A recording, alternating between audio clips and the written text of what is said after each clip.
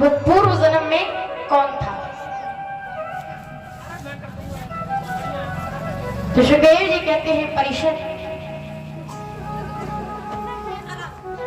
ये जो केवट था ना, पूर्व जन्म में श्रेष्ठ गंधर्व था, जो कि देवताओं की सभा में नृत्य संगीत किया करता था।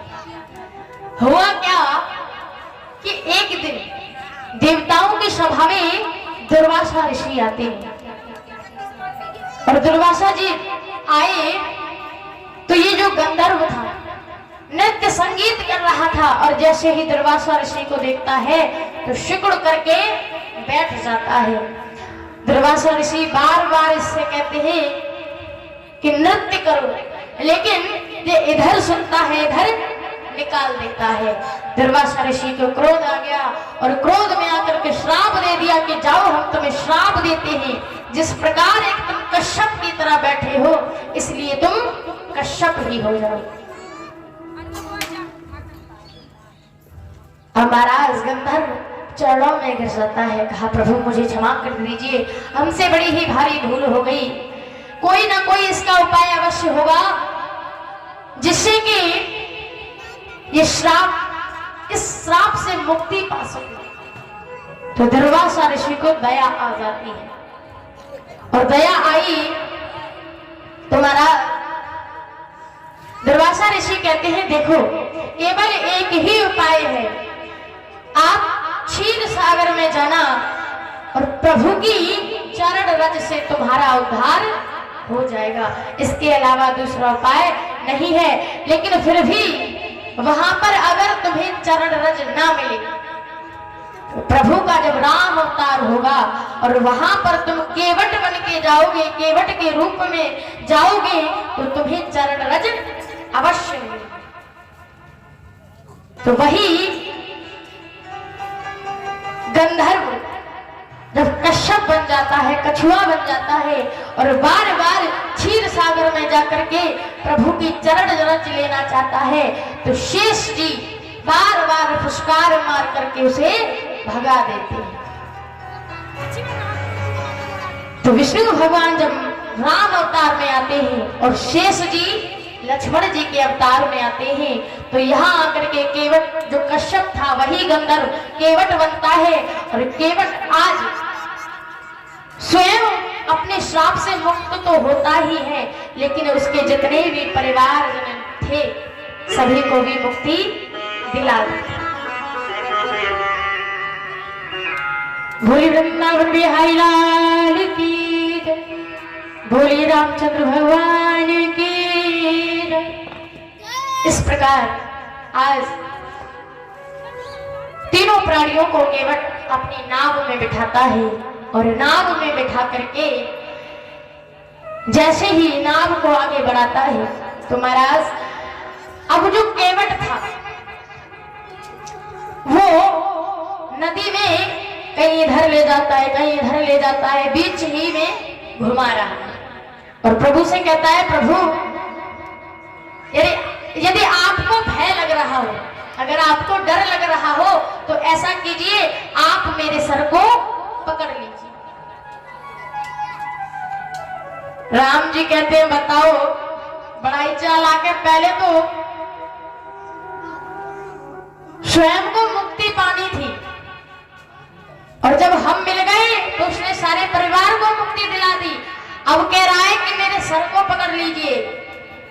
तो प्रभु श्री राम मुस्कुराते हुए उसके सर को पकड़ते हैं, दोनों हाथ प्रभु के उसके सर पर रख जाते हैं। तो बताओ महाराज जिसके सर पर प्रभु के दोनों हाथ हो तो बताओ उसका कोई भी व्यक्ति बाल भी बांका नहीं कर सकता है, क्योंकि जिसके अगर प्रभु किसी को पकड़ लेते हैं तो फिर हाल फिलहाल छोड़ने वाले नहीं है, उसको ठिकाने ही लगा के छोड़ते हैं, और जब तक प्रभु पकड़ते नहीं है तब तक वो कितना भी चाहे कि हे प्रभु कितना भी भजन करे तो पकड़ाई में प्रभु नहीं आते। प्रभु देखते हैं कि कितना बड़ा भक्त है,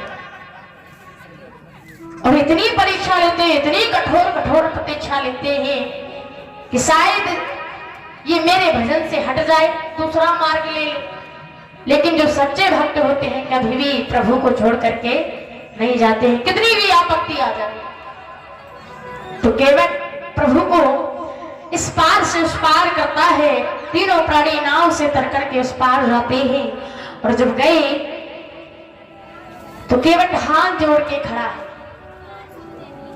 राम जी जानकी जी की तरफ देखते हैं और जैसे ही देखा तो जानकी जी अपने पति की बात समझ जाती है। सी पिया ही की जान निहारे, अपने पिया की हृदय की बात समझ गई माता जानकी जी और हाथ से एक मुंदरी को उतारा और उतार करके कहा, लो प्रभु आप इसे उतराई दे दीजिए।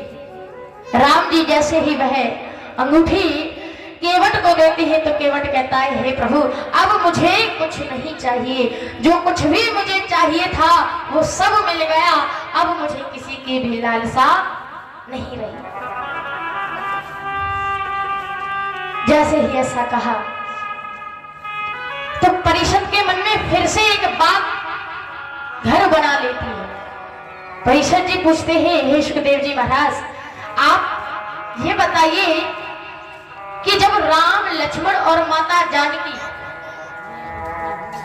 जब वन को गए थे तो कोई भी राजसी वस्त्र नहीं ले गए थे, कोई भी राजसी आभूषण नहीं ले गए थे, कोई भी सोना चांदी नहीं ले गए थे, फिर माता जानकी जी के पास वह सोने की अंगूठी कहां से आई? जैसे ही ऐसा कहा तो सुखदेव जी मुस्कुराते हैं और कहा, परिषद बड़ा ही सुंदर प्रसंग किया तुमने, बड़ी ही अच्छी बात कही। अब आप ध्यानस्थ होकर के सुनिए कि जानकी जी पर वह अंगूठी कहां से आई। तो बात उस समय की है जब माता पार्वती और लक्ष्मी जी साथ साथ रहती थी। तो जब दोनों साथ बैठी थी तो लक्ष्मी जी कहती हैं, काहे सखी ये बताओ क्या तुम्हारे पतिदेव तुम्हें कुछ देते नहीं है? पार्वती मैया कहती है, आप ऐसा क्यों पूछ रही हैं, क्या कमी है हम पर? तो लक्ष्मी जी कहती हैं, देखो हमारे पतिदेव तो हर बार सोने चांदी की वस्तुएं दिलवाते रहते हैं, देखो हमारे कितने आभूषण हैं, हमारे पास बहुत सारे वस्त्र हैं, बहुत सारे आभूषण हैं, सोने चांदी की हम पर कोई भी कमी नहीं है। अब जैसे ही ऐसा कहा मैया ने आग लगा दी। पार्वती मैया कहती है, कहे तो सही रही, आज जा डोकराई को देखो, कैलाश पर्वत पर जाती हैं और रूठी रूठी घूम रही हैं, भोलेनाथ आते हैं, देवी क्या बात है? मैया से कहती है, मैया कहती है कि हे प्रभु जब से हमारी शादी होकर के आई है आपने हमें कुछ नहीं दिया है, जो कुछ भी है सब मायके का है, आपने दिया ही क्या है, या घर बार भी नहीं मिला, आए बस भांग घोटने के लिए कहते रहते हैं। तो भोलेनाथ कहते हैं, देवी और क्या चाहिए, सब कुछ तो है तुम्हारे पास। पार्वती मैया कहती है, प्रभु कोई ऐसी वस्तु दीजिए जो कि माता लक्ष्मी जी के भी पास न हो। आपको पता है लक्ष्मी जी पर कितने सुंदर सुंदर आभूषण हैं, कितने सुंदर सुंदर वस्त्र हैं, और हमारे पास तो वही गिने चुने आभूषण, गिने चुने वस्त्र हैं। कोई ऐसी वस्तु दीजिए जो कि लक्ष्मी जी के भी पास न हो। भोलेनाथ कहते हैं, अच्छा ठीक है।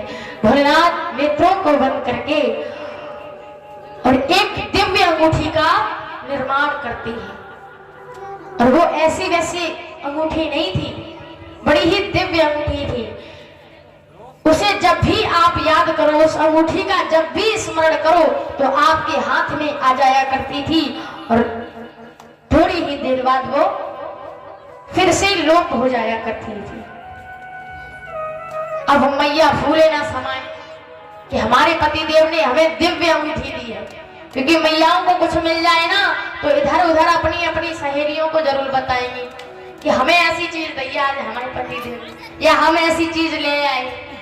तो मैया पार्वती भी दौड़ती हुई जाती है, लक्ष्मी जी के पास गई और कहा, तुम कहाँ कह रही थी कि हमारे पास बहुत अच्छे अच्छे आभूषण है, तुम्हें पता है हमारे पतिदेव ने एक ऐसी वस्तु दी है जो तुम्हारे पास भी नहीं होगी। लक्ष्मी मैया कहती है क्या दिया है? बोले हमारे पति ने एक बड़ी ही दिव्य अंगूठी दी है। वो ऐसी वैसी साधारण अंगूठी नहीं है, बड़ी ही दिव्य अंगूठी।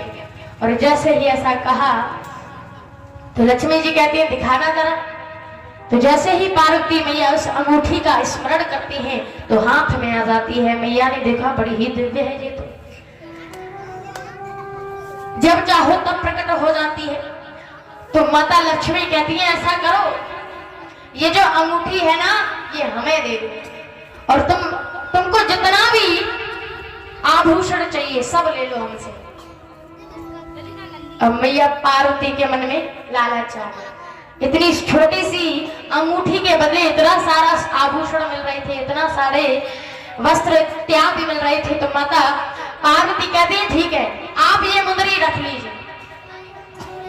तो वही अंगूठी माता जानकी जी के पास आती है। क्यों? क्योंकि लक्ष्मी जी ही जानकी जी थी और भगवान विष्णु स्वयं राम अवतार में आए थे। तो वही अंगूठी आज प्रभु श्री राम को माता जानकी देती है।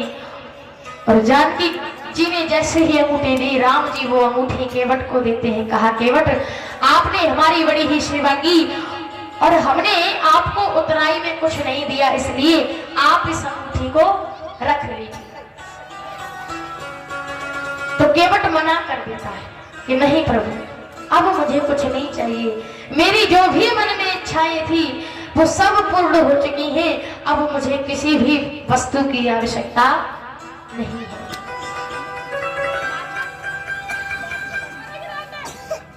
इस प्रकार आज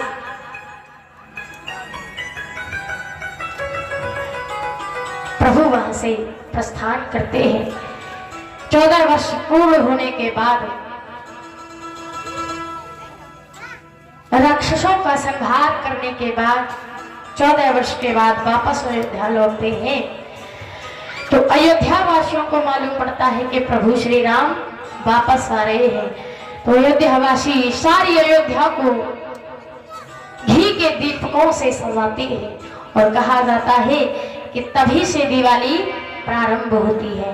बोली वृंदावन बिहारी लाल की जय, बोली श्रीमद् भागवत महापुराण